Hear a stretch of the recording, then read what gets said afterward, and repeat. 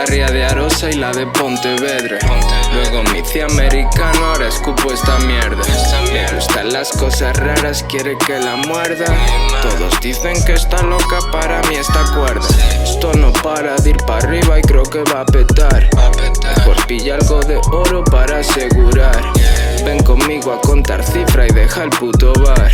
Tengo un vuelo a Punta Cana y Villa al lado del mar. En el sol de California yo sigo todo blanco. Voy casi siempre motivado, rara vez me estanco. Lo mío va bastante bien, no te preocupes tanto. Redirige tu atención a tu cuenta del banco. Tu piba me dijo no te creas nada.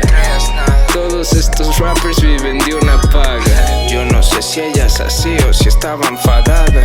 Le mando FaceTime al novio mientras yo le daba. 6.000 por show nadie lo paga, pero es lo que valgo. Si la zorra puso cuernos, fijo fue por algo. A mí no me gusta ir de fiesta, yo casi no salgo. Estoy conectando a la peña como el puto talgo.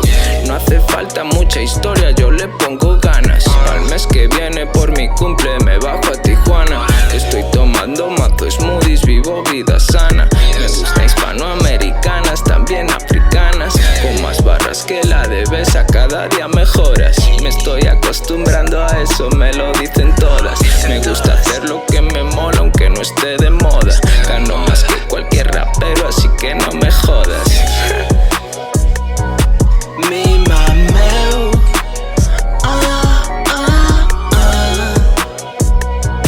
mi mameu,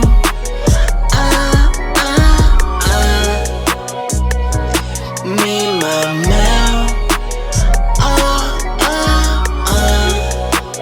Mi mamá, estos gallegos, tío, representando el 986 en el 916. Ya sabes cómo es esto, tío, Sacramento, California.